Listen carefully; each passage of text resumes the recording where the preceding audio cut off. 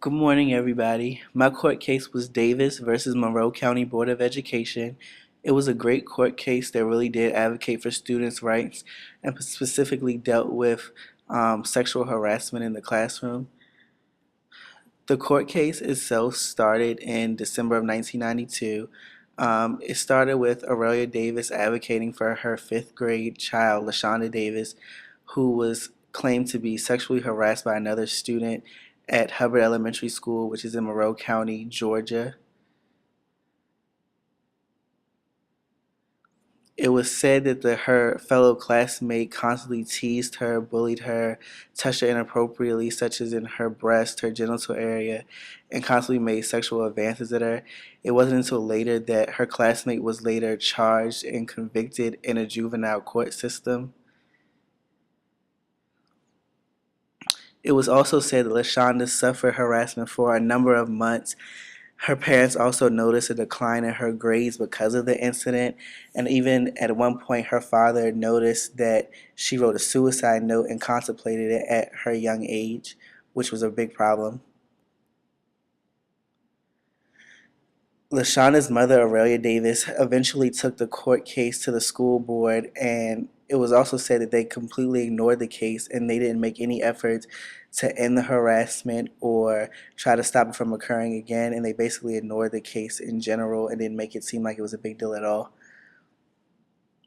The main issue that this whole problem caused was whether or not it's plausible for a school board to be held liable for not recognizing harassment among other students, and also was this held under the Title IV of Education Amendment Acts of 1972.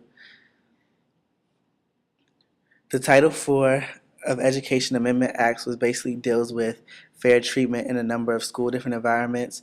It talks about whether or not students can be denied educational rights, they shouldn't be excluded in any activities, and there should be no discrimination among students.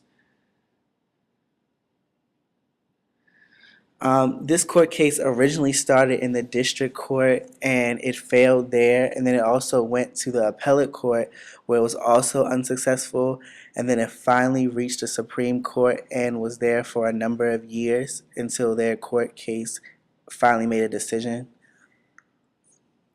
It was in the Supreme Court for 7 years, and the decision wasn't actually decided until early 1999.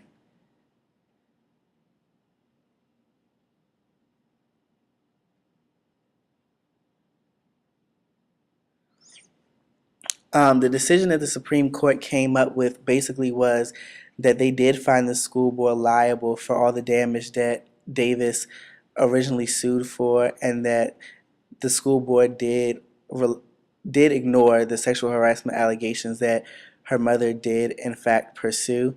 They also made a claim that the court case did fall under the Title IV of the Education Amendment Acts of 1972, and it basically also stated that any school that receives federal funding could be found liable if they don't comply with the guidelines.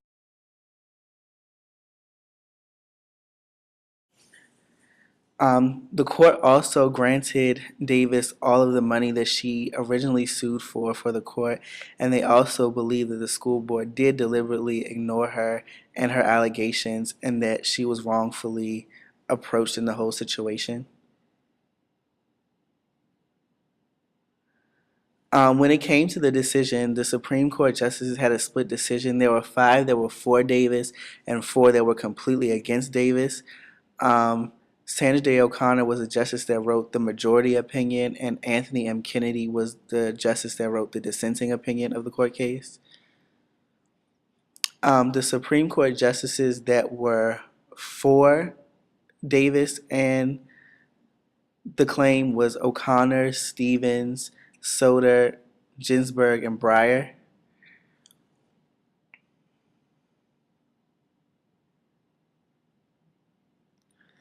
And also the 4 Supreme Court justices that were against Davis's claims and allegations included Kennedy, Rehnquist, Scalia, and Thomas, and they basically had a number of different reasons why they didn't agree, as well as the people that did agree with Davis. One of the main reasons that they did agree were that no student can be denied any educational right based on any factors such as race, age, sex, gender. It was also recognized that the acts were deliberate and that the behavior was definitely severe and offensive to LaShonda Davis. Um, those that were against basically didn't accept the principle of the liability that fell under the Title IV Act, and also they didn't believe there was enough probable cause between the decline of her grades and the harassment that they saw, or that there was any correlation at all. They also believed that the harassment wasn't continuous, and if it wasn't continuous, one instance wasn't necessarily sufficient for as much trauma as she suffered.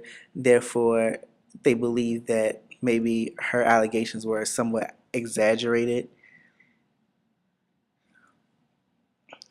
So a few discussion questions for everybody. The first one is, have you ever witnessed any form of sexual harassment throughout your educational experience? And also, if so, if you have, do you think it was handled appropriately? And do you agree with the court's decision in this case?